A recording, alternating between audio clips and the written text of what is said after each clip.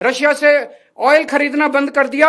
8 लाख करोड़ रुपए का सालाना नुकसान हुआ इसकी वजह से देश को। 8 लाख करोड़ रुपए का क्यों किया? 1 करोड़ से ज्यादा लोगों के बेरोजगार एकदम से बेरोजगार हो जाने की आशंका है। उनसे अगर एलपीजी बंद हो गई तो उनके पास तो 2 दिन का भी स्टॉक नहीं है, 1 दिन का भी स्टॉक नहीं है।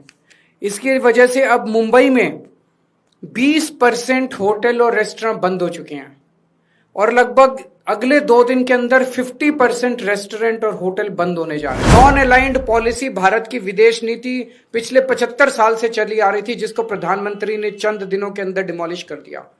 वो जाके सीधे इजराइल और अमेरिका के साथ खड़े हो गए, ईरान के खिलाफ खड़े हो गए। इस वक्त देश बहुत गंभीर संकट से गुजर रहा है।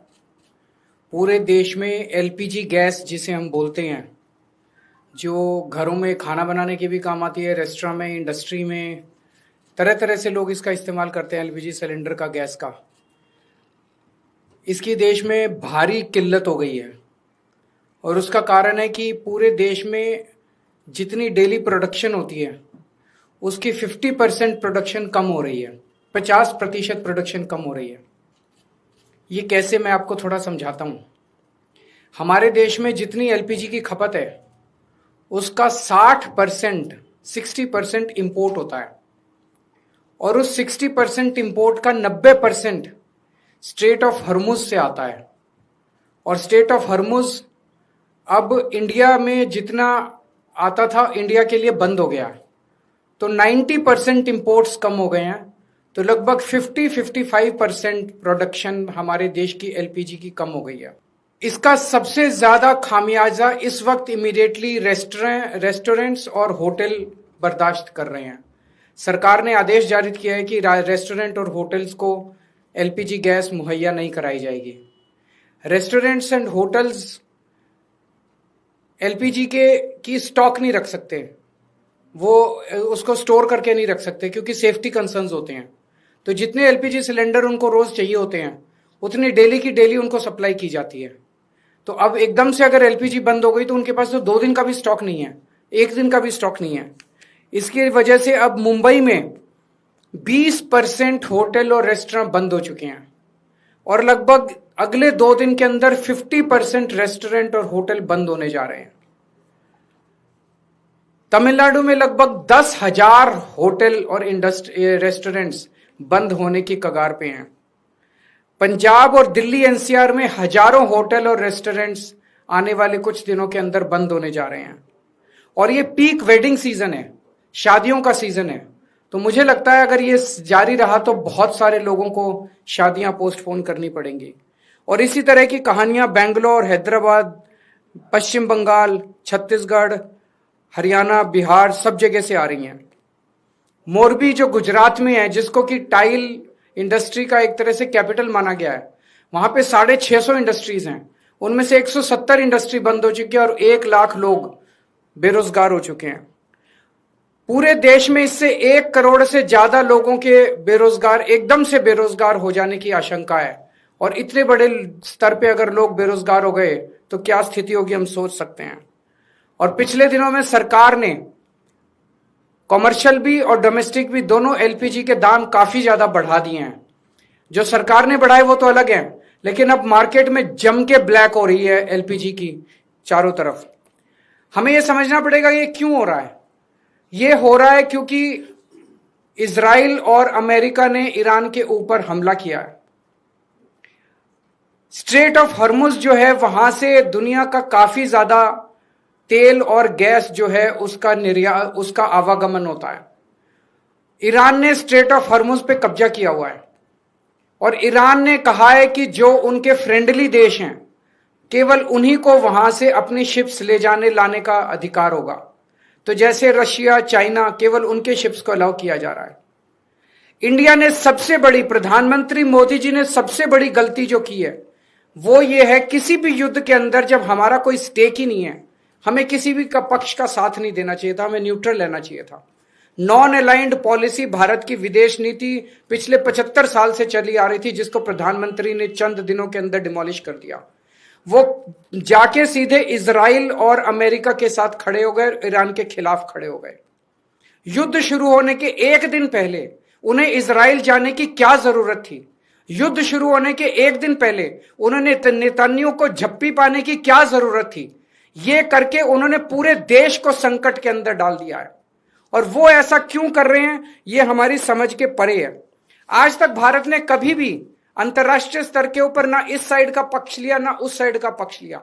इवन कोल्ड वॉर के जमाने में भी जब जो दो पोल्स होते थे दुनिया के, उस वक्त भी भारत जो है नॉन अलाइंड मूवमेंट का पक्षधर था, तब भी हमने किसी का पक्ष नहीं लिया।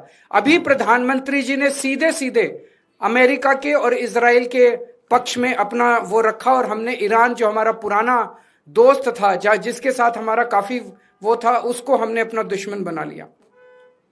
140 करोड़ पिछले कुछ दिनों में, पिछले कुछ महीनों में, पिछले एक साल से हम देख रहे हैं किस तरह से प्रधानमंत्री मोदी जी सीधे सीधे, ऐसा लगता है मेरे को ये शब्द इस्तेमाल करते हुए बेहद शर्म महसूस हो रही है, प्रधानमंत्री मोदी जी ट्रंप के गुलाम बने हुए हैं।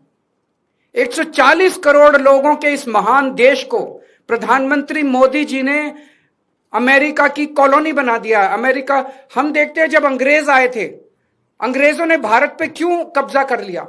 अंग्रेजों ने भारत पे कब्जा किया था क्योंकि उस वक्त हमारे देश के अंदर शासन करने वाले जितने राजा थे वो कमजोर थे, उनको ब्लैकमेल किया जा सकता था, उनको खरीदा जा सकता था, उन पे अटैक करके अंग्रेजों ने कब्जा कर लिया।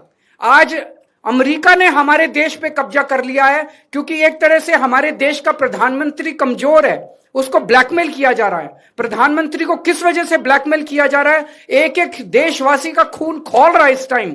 जिस तरह से डेली ट्रंप और वहां के छोटे छोटे सेक्रेटरी, छोटे छोटे अदने से कर्मचारी, अफसर अमेरिका के हमारे प्रधानमंत्री का, हमारे देश का मजाक उड़ाते हैं रोज टीवी के ऊपर बैठ के।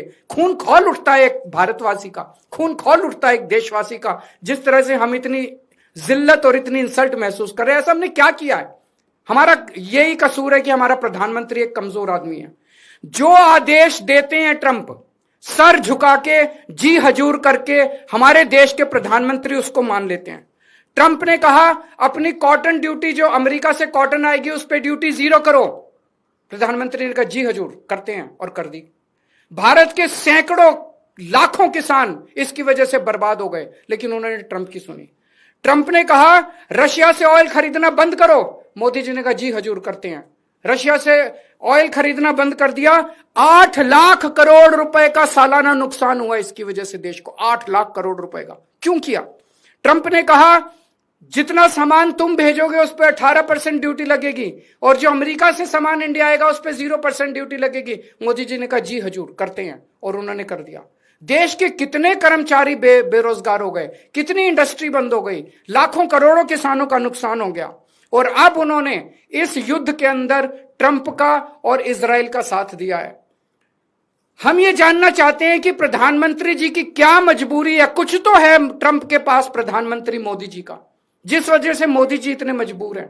ट्रंप खुलेआम कह रहा है मेरे पास मोदी जी के कुछ ऐसे राज हैं जिनको अगर मैं पब्लिक कर दूं तो मोदी जी का करियर खराब हो जाएगा। अगर मोदी जी को लगता है कि कुछ ऐसी शर्मनाक बातें हैं ट्रंप के पास जिनको पब्लिक में आने से उन्हें नुकसान होगा, वो इस्तीफा दे दें, पर देश के साथ खिलवाड़ ना करें। कोई और पद जाएगा प्रधानमंत्री। अगर उन्हें अपने जो उनके सीक्रेट्स हैं ट्रंप के पास, उसके पब्लिक होने से डर लगता है, वो इस्तीफा दे दें, पर देश को बर्बाद ना करें।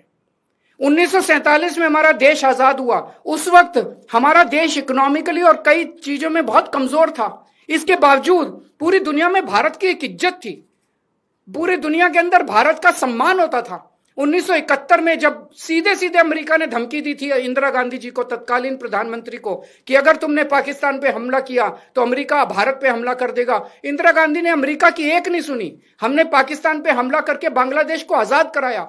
वो एक जमाना था जब भारत चौड़ा होकर पूरी दुनिया के अंदर चलता। आज हमारे देश के प्रधानमंत्री मोदी जी ने भारत का सर झुका दिया है पूरी दुनिया के अंदर। हम चाहते हैं कि ये पॉलिसी, फॉरेन पॉलिसी इस तरह की ना की जाए, हमें अमेरिका का गुलाम ना बनाया जाए, ट्रंप के सामने नतमस्तक ना हुआ जाए, और देश की विदेश नीति हमारे भारत के क्या इंटरेस्ट्स हैं उसके हिसाब से बननी चाहिए, ना कि प्रधानमंत्री जी की मजबूरियों और कमजोरियों की गुलाम होनी चाहिए।